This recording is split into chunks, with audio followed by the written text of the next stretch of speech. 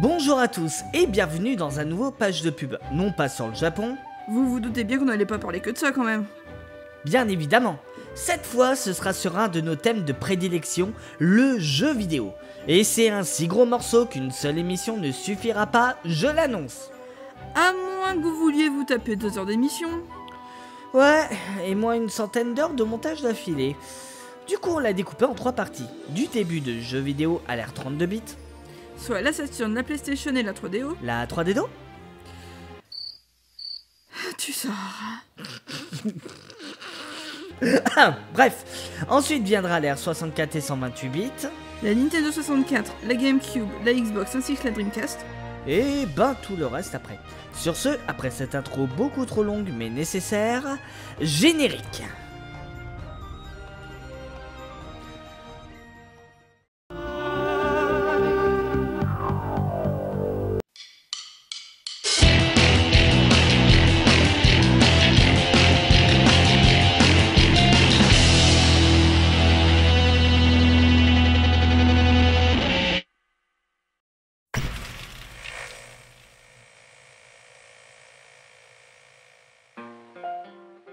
Le jeu vidéo. Que dire à part que dans le domaine de la publicité, il y a clairement de quoi faire. C'est d'ailleurs pour ça qu'on est là, et comme j'avais envie de vous parler un peu plus concrètement de pub en introduisant nos propres analyses, j'ai choisi un thème cher à mon cœur. Et au mien aussi, on va pas se le cacher. On va donc faire un retour dans le passé à l'époque des premières consoles. Atari 2600 ? Perdu. Mais tu vas pas parler des bandes d'arcade quand même ? Essaye encore. Je sèche là, tu peux m'éclairer ? Je parle d'un jeu sorti sur micro-ordinateur en 1988, l'Arche du Captain Blood. Moi pas connaître. Normal, ce jeu est tombé dans l'oubli, et la compagnie qui l'a créé, Exos, est à la base une division de RE Informatique, une boîte de conception de logiciels connue dans les années 70 et 80. Division qui, d'ailleurs, a été, à l'époque de la sortie du jeu, revendue à l'une des compagnies de jeux vidéo à l'origine de beaucoup de crises de nerfs de la part de joueurs dans les années 90, Infogrames. Mais ce qu'on retient surtout, dans ce cas précis, c'est leur campagne de promo décalée. Décalé, mais de quelle manière ? Du genre sacrifier la machine ayant servi à la programmation du jeu au dieu fictif Exos lors d'un salon informatique. T'es sérieux ? Bonsoir à tous. Mes amis, merci d'être venus si nombreux à l'occasion de cette cérémonie du sacrifice à notre maître à tous. Je veux parler de lui, l'Exos lui-même en personne. Les fidèles, c'était quand vous notez tout de suite. Merci.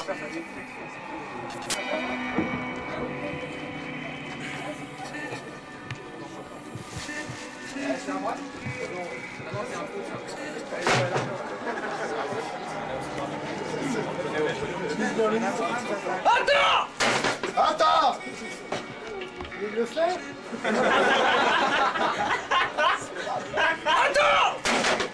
Attends!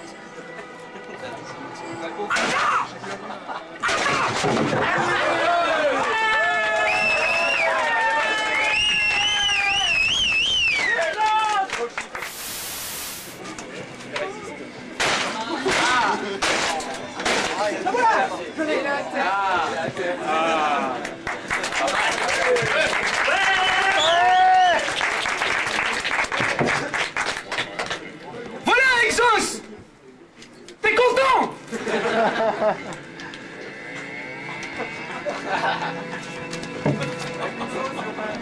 sais pas si vous êtes comme moi. Puis le prêtre offre les morceaux de la victime à la foule en disant « Exos est bon pour toi ». Le fidèle répond « Ata ata ». Je vous invite à venir l'un après l'autre à prendre un morceau de ce sublime sacrifice. Encore une fois, c'est vraiment...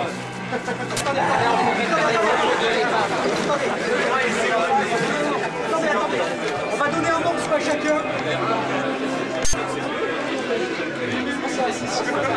Voilà.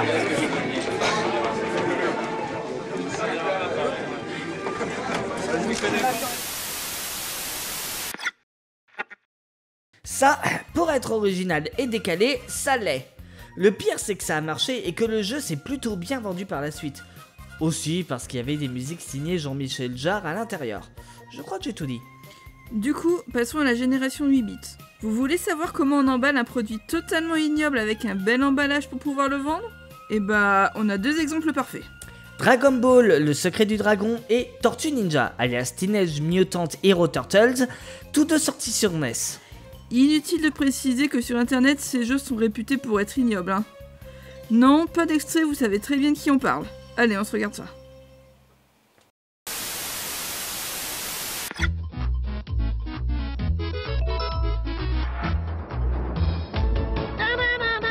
Salut les amis! Hé, là, regardez! La console Nintendo! Ah, c'est super! Avec elle, revivez toutes mes aventures. En français en plus. Dans Dragon Ball, mon jeu vidéo. Dragon Ball. Exclusivement sur console Nintendo. Bien sûr. Sortis tout droit des égouts du Bronx, les célèbres Tortues Ninja débarquent sur votre console Nintendo. Rejoignez ces héros carapacelés. Utilisez des nunchakus. Traversez les égouts. Tracez votre chemin au bazooka et délivrez la ville des diaboliques robots et de l'horrible Shredder. Dans Teenage Mutant Hero Turtles, toute la saga des Tortues Ninja. Exclusivement sur console Nintendo. Alors là, on peut dire que tout était calculé pour bien te mettre en condition. On va faire une petite liste d'ailleurs. Le thème de la série animée pour Tortue Ninja, la même pour Dragon Ball, avec en plus des extraits de l'animé intercalés entre les extraits du jeu, le tout pour la version Dragon Ball présentée par Brigitte Lecordier, la voix de Sangoku Petit. Comment vouliez-vous que les gosses ne craquent pas pour ces jeux à Noël ? D'ailleurs, en ce temps-là, comme on dépendait de Nintendo of America pour les jeux, on récupérait souvent leur communication derrière. Et elles étaient souvent, du côté de Nintendo of Europe en tout cas, écourtées et redoublées pour masquer le fait qu'elles n'étaient pas forcément produites chez nous. Lorsque la Super Nintendo et la Mega Drive étaient lancées chez nous, Nintendo et Sega n'avaient pas besoin d'alimenter la guerre du clic à plus de bits, hein. On le faisait très bien par nous-mêmes. Sûrement aussi parce que c'était du suicide d'appliquer le principe du marketing comparatif en France ? Ouais, peut-être. Bon, pour ceux qui dorment au fond, le marketing comparatif est une technique qui consiste à comparer son produit au détriment d'un autre produit concurrent. C'était la mode à une époque, et aux USA, ils se gênaient pas pour le faire, le concours de... Je te déconseille fortement de finir cette phrase. Ah, ça va, c'est pas ma faute si 0 et 1, on les appelait des bits. Calme-toi. Et en plus, je vois pas pourquoi ils nous bourraient autant le crâne avec ça, Calme-toi. alors qu'on y comprenait que dalle. Mais putain, calme-toi! Je suis parfaitement calme.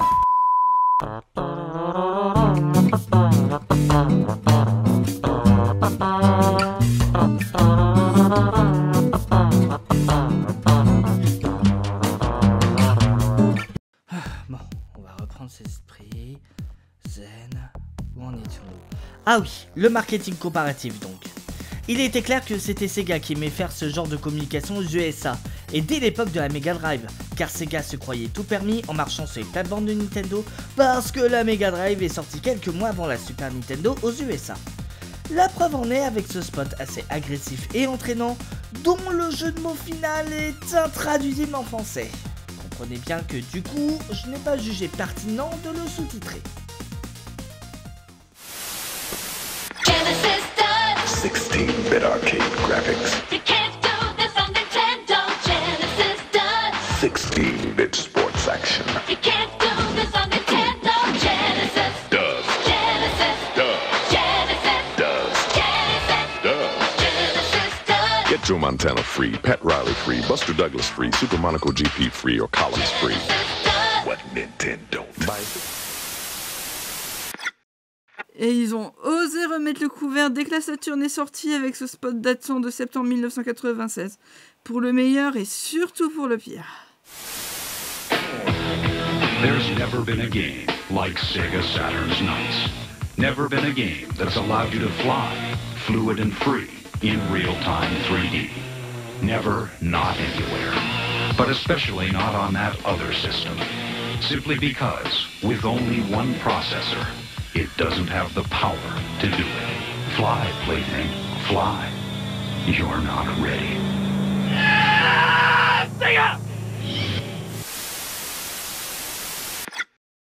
Pour moi, Sega of America tentait de faire sa communication dans son coin, sans écouter ce que la maison mère japonaise faisait. Et de ce côté-là, on y viendra, c'est promis. C'est ce qui pour moi a largement contribué au déclin de Sega sur le marché des consoles, et cet événement a d'ailleurs plombé les ventes de la Dreamcast sur le sol américain. Mais on aura largement l'occasion d'en parler la prochaine fois. D'ailleurs, si vous pensez que Nintendo of America n'a pas réagi à cette attaque, eh bien vous aviez tort. On a retrouvé pour vous, dans un magazine britannique datant de 1992, une publicité qui faisait la part belle à Street Fighter 2, le hit de Capcom. Le message ? Rêvez bien, possesseur de Sega. En gros, pleurez, vous ne l'aurez jamais sur Mega Drive. Finalement, il n'aura pas fallu attendre bien longtemps pour qu'il soit porté sur la 16 bits de Sega un an plus tard. Mais bordel, la réponse était plus que proportionnée et renvoie carrément Sega dans les cordes. Bof, ils n'ont pas fait que ça d'ailleurs. Lorsqu'ils ont sorti Donkey Kong Country, Nintendo of America s'est bien amusé à achever, si on peut dire, Sega avec un spot, disons sous stéroïdes. Ah bon ?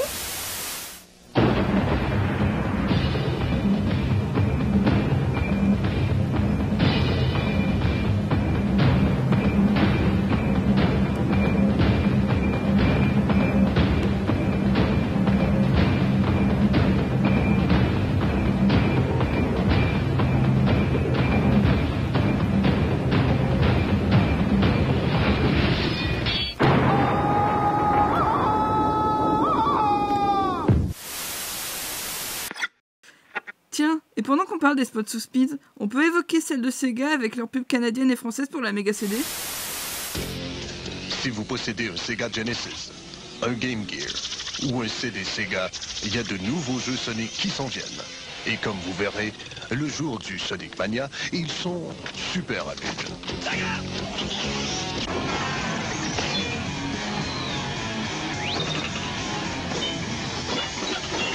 Ça, c'est comment tu vas te sentir. Sonic, Spinball, système et jeux vendus séparément. Ça sent bien. C'est bizarre, mais moi j'entends pas Sega quand j'entends cette pub, j'entends plutôt ta gueule. Enfin bref. Hey, bouge-toi un peu. On n'a qu'une vie. Qu'est-ce que tu dis de ça?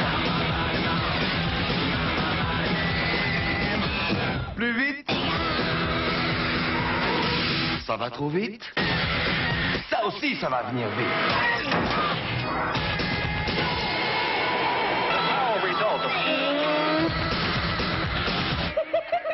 Mega Drive, c'est plus vite que toi.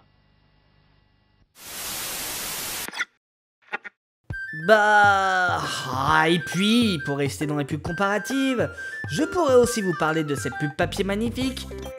Enfin, magnifique, faut le dire vite. Pour la Jaguar. Attends, on devait pas s'arrêter aux consoles 32 bits ? Ouais, mais ça vaut le coup de déroger à la règle juste pour présenter une console dont on n'a pas grand chose d'autre à dire, tu ne crois pas ? C'est pas faux. Pub pour la Jaguar d'Atari, donc, avec ce magnifique, on écrase la compétition petit à petit. Mais bien sûr. Mais le pire, je crois, dans toute cette époque de pub comparative, c'était la 3DO, qui tentait, via le spot qui va suivre, de ridiculiser Nintendo et Sega réunis. Spoiler alert, ça n'a pas marché.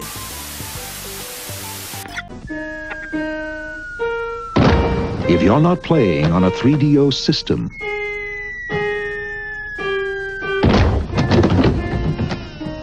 what are you playing with? Presenting 3DO, the most advanced home gaming system in the universe. It's time to put away your toys.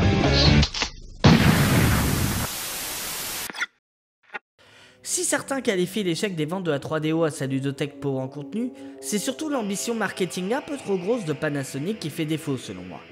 Parce que la 3DO était clairement ciblée pour les adultes, ce qui n'a pas suffi. En plus d'avoir souffert d'une concurrence féroce qui se pointait quelques mois plus tard, avec respectivement la Saturn et la PlayStation. La loose quoi. Mais bon, il y aura toujours des gens pour la défendre. Enfin bref, pour rester dans le marketing comparatif, et si on s'amusait à comparer comment les jeux étaient vendus sur les différents territoires ? Tu vas pas parler d'Ocarina of Time quand même? Non, quand même, je vais pas chercher des blagues aussi faciles. Et Ocarina of Time, c'est du 64 bits. On va parler plutôt de Link to the Past, sorti en septembre 92 en Europe. Parce que là, ça vaut le coup de se pencher sur ce qui a été fait dans les différentes régions.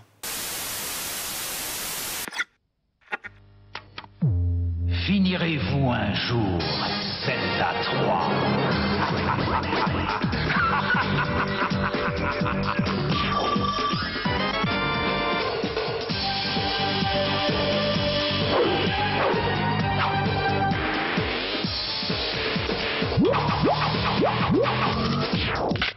Zelda 3, on croit que c'est fini, mais ce n'est qu'un début. This time it calls you to the ultimate battle of good against evil. To a quest few are prepared for, and fewer still survive. But perhaps now the power is within your grasp. It's the game that's already a legend. The Legend of Zelda, A Link to the Past. Only on the Super Nintendo Entertainment System. Now you're playing with superpower.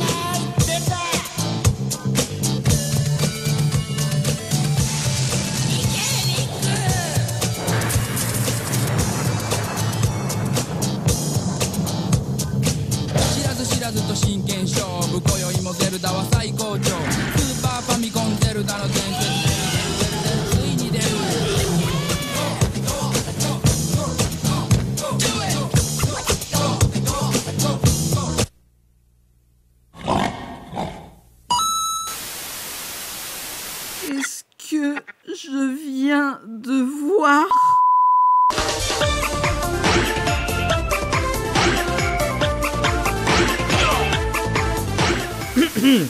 Bon, on va parler fail de marketing. Tu te souviens de la Philips CD? Non. Enfin, à part la Triforce de la honte et Hotel Mario. Hein. C'est peut-être parce que Philips l'a vendu pour autre chose qu'une console de jeu en France? T'as peut-être raison.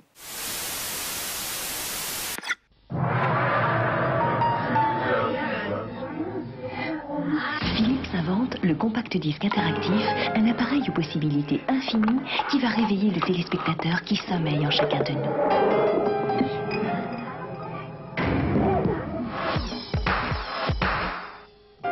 Philips invente le compact disque interactif et devient le partenaire privilégié de nos loisirs, de notre appétit de culture ou de l'éveil de nos enfants. Philips invente le compact disque interactif et les téléspectateurs que nous sommes vont enfin passer à l'action. Philips, c'est déjà demain. Et puisqu'on en parle, je peux pas résister à la tentation de vous montrer la première pub papier américaine de la CDI. On peut y lire la cassette audio, le laserdisc, le CD, on était les premiers. Et maintenant le CD interactif, encore premier. Désolé Philips, mais l'histoire nous prouve que ce que tu dis là n'est qu'un tissu de conneries bon pour le marketing. Car en effet, si t'es bien l'unique inventeur de la cassette audio, le Laserdisc a été développé initialement par MCA et t'as fait un partenariat pour le développer avec eux. Quant au CD, tu sembles oublier t'as été assisté de ton confrère nippon de l'électronique Sony. Et pour finir, t'as beau te donner tous les honneurs du CD interactif, il ne faut pas que tu oublies d'où il vient. De ton contrat avorté avec Nintendo et Sony pour créer le Super CD, l'accessoire de la Super NES, finalement annulé suite à la rupture de contrat de Nintendo avec chacun de vous. C'est pas faux. Du coup, comme on a commencé à aborder ce passage, parlons des pubs de lancement de console. À l'ère des 8 bits, déjà il y en avait des bonnes, mais ensuite c'était la démesure. Tous les supports de l'époque, ou presque y passaient. Et certaines étaient vraiment cool, comme celle de la Super NES ou de la PlayStation. Ah tiens, c'est marrant que t'en parles de celle de la PlayStation, j'allais justement mettre le doigt dessus. Allez, on se retrouve juste après. Mes chers compatriotes, bonjour. Je vous parle en direct du Cap, le comité anti-PlayStation. Sachez qu'un horrible fléau menace toute l'humanité. Je vais vous parler de ça. On pourrait croire que c'est une simple rôtissoire, mais dedans, c'est le tourne-dos de la mort. Comment savoir que la PlayStation n'est pas une banale console de jeu? Regardez bien ces signes étranges. Les savants le certifient, ces effets sont démoniaques. Vous pouvez voir ici un jeune homme sain. Et là, un sujet exposé à la PlayStation pendant quelques minutes. Rappelez-vous, ne sous-estimez pas la puissance de la PlayStation.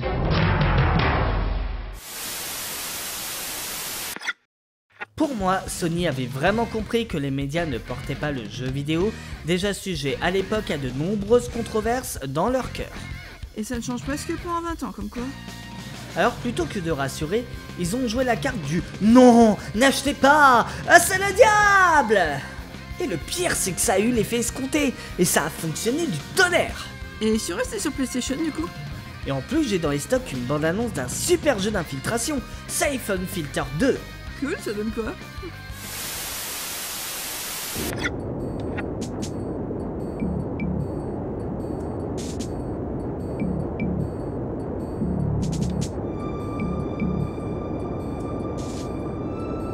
Après la tempête, Gabe Logan s'attendait à un peu de calme. Mais suite à de troublants événements, la tension monte entre la Chine et les États-Unis. Le virus Siphon Filter est à vendre. S'il tombe dans de mauvaises mains, le monde pourra trembler. La survie de millions d'hommes est en jeu. Lion et Logan n'ont pas le droit à l'erreur.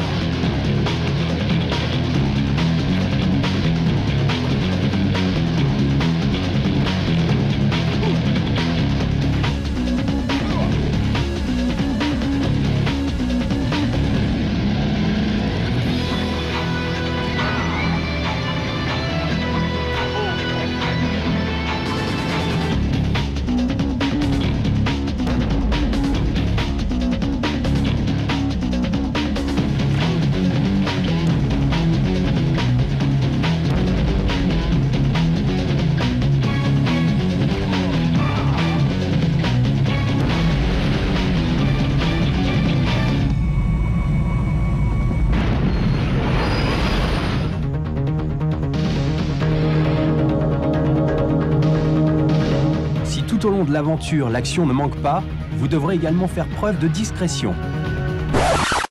C'est moi ou le mec est passé subitement d'une voix off dark à une voix style journaliste de France 2? Non, tu ne rêves pas du tout. Parlons polémique maintenant. Parce que oui, certaines publicités pour des jeux vidéo ont fait l'objet de critiques assez virulentes. Prenons par exemple la pub de lancement américaine d'Earthworm Jim. Et plutôt que de vous balancer à la gueule ce qui a fait polémique, on va vous laisser chercher un peu. Et je m'excuse par avance, mais c'est la seule pub en anglais que je n'ai pas su traduire. This is the story of Earthworm Jim video game. In outer space, a sweet evil cyborg belongs to Queen Cyberspace suit while it smooshes. Bring that slimy Earthworm Jim, and blammo, he becomes a superpowered hero. He takes out that precious dog. Then that stupid worm goes onto the planet X. He even tries mucus spongy jumping. And if that doesn't stop him, maybe the battle with Queen festering sweaty slug for a butt will. Earthworm Jim from the gate.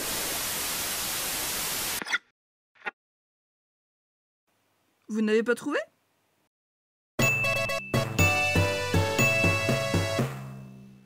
Et ouais, vous ne rêvez pas, cette pub a failli être censurée à la télé américaine à cause des vers que mange la grand-mère.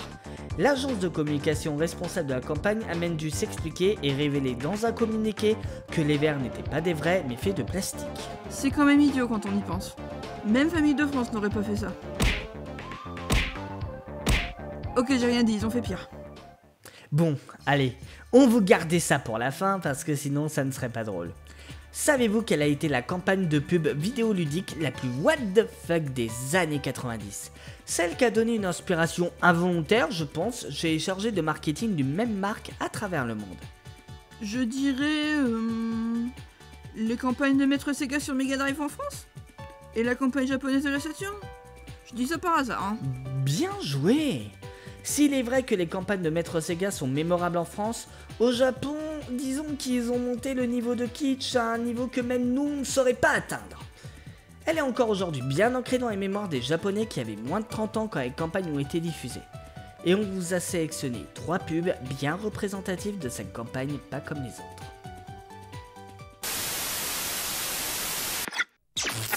野球しようぜ。オッケー。行こう行こう。お前ら今日はやったよ。任しとけ。瀬形三四郎。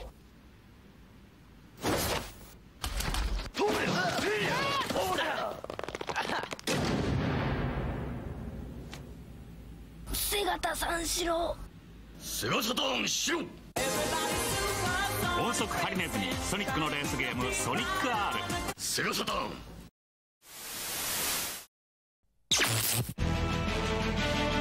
遊びの道に魂込めた一人の男が今日も行く。真面目に遊ばぬ奴らには体で覚えさせるぞ。セガタ三四郎、セガタ三四郎、セガサタ三四郎とや。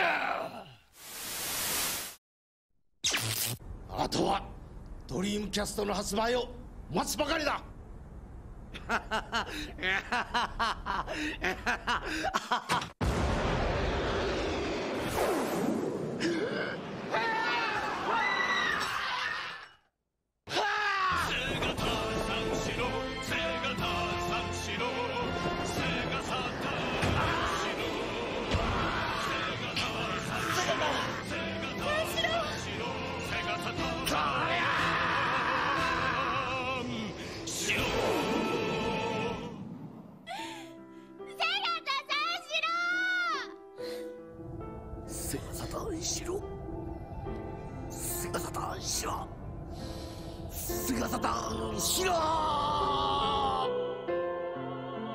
瀬形三四郎は君たちの心に。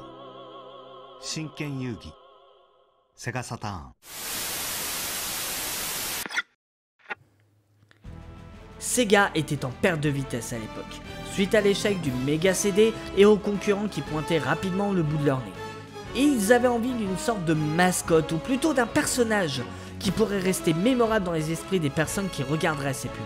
Tout ceci dans l'idée que la campagne reste accrocheuse pour le grand public, et donc booste les ventes. L'idée d'un espèce de justicier combattant, d'ailleurs incarné à l'écran par Hiroshi Fujioka, qui débarque et tabasse tout le monde dans les ordonnances de jouer à la Saturn. Je ne sais pas qui en a eu l'idée chez Sega ou sa boîte de com, ou si son idée était calquée sur le concept de Maître Sega en France, mais son concept a frappé fort si je puis dire. Car encore aujourd'hui, Segata Sanshiro reste ancré dans les mémoires et a contribué à populariser la Saturn au Japon. A noter que Sega avait poussé le concept tellement loin jusqu'à faire un véritable hymne à Segata Sanshiro, sorti en single de titre chez Warner Music Japan en février 1998. Oula le coup de vieux. Pour ceux qui savent pas ce que c'est, vous êtes trop pur pour ce monde. Et c'est d'ailleurs cette musique que vous entendez en instrumental en fond sonore. Et pour nous, pauvres Européens qui n'avons pas eu la chance de l'avoir dans nos pubs, eh ben ça nous fait des mêmes.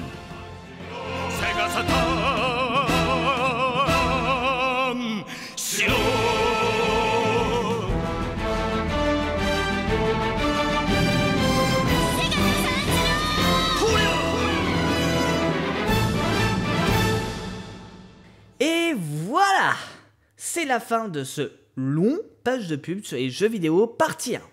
On espère que ça vous a plu. Vous vous doutez bien que cette vidéo n'a pas vocation à être exhaustive, et que c'est par conséquent une sélection de pubs. Et qu'on n'a pas pu forcément tout caser, donc du coup, on reviendra sur cette période dans un live dédié. Un grand merci à Taiki Sensei pour son aide précieuse sur le travail de recherche. Allez voir son émission, le 8e art, une plongée vraiment sympathique dans les jeux rétro. Il présente également Uzi ou un zeste d'indé qui parle de jeux indépendants. Si cet épisode vous a plu, n'hésitez pas à vous abonner et à activer la cloche pour être notifié des prochaines sorties de vidéos. Vous pouvez nous faire part de vos retours en nous laissant un commentaire. Vous pouvez également suivre notre activité sur notre compte Twitter et notre page Facebook. Et pour soutenir notre travail, vous pouvez faire un don via Streamlab ou nous soutenir en regardant une publicité via Utip. Sur ce, on vous dit à la prochaine. Ciao.